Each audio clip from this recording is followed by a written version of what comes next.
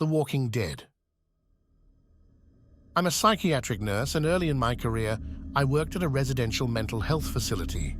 One of our residents was an elective mute, which means that he couldn't talk, but there were no medical reasons as to why.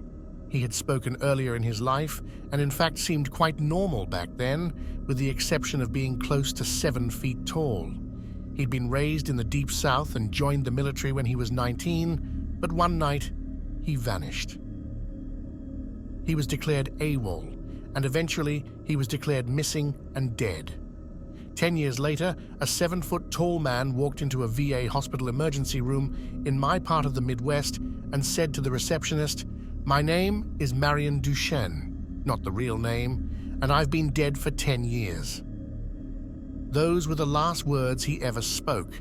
He was covered with dust, and he was wearing the same clothes he'd been reported to be wearing the night he vanished. His social security number had not been used, and he had no identification on his person. However, they were able to identify him, I guess via fingerprints. The family was notified, but they said they had already grieved their lost man, and that whomever was claiming to be him simply could not be. They demanded not to be contacted again. Marion paced all day every day, moving his mouth that looked like talking or muttering, but no sound came out.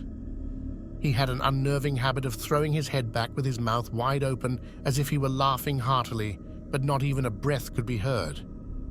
If I talked to him, he appeared to listen, periodically throwing his head back in that laughter-mimicking way of his.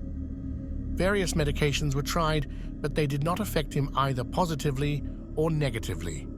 Occupational therapy did nothing because Marion would just grin, and unless told to stay put, he'd get up and start pacing again. On my last day at that job, the last thing I saw was Marion, pacing in the parking lot, throwing his head back to laugh. Later, I wondered if all along I'd been dealing with a ghost. All these years later, I still don't know.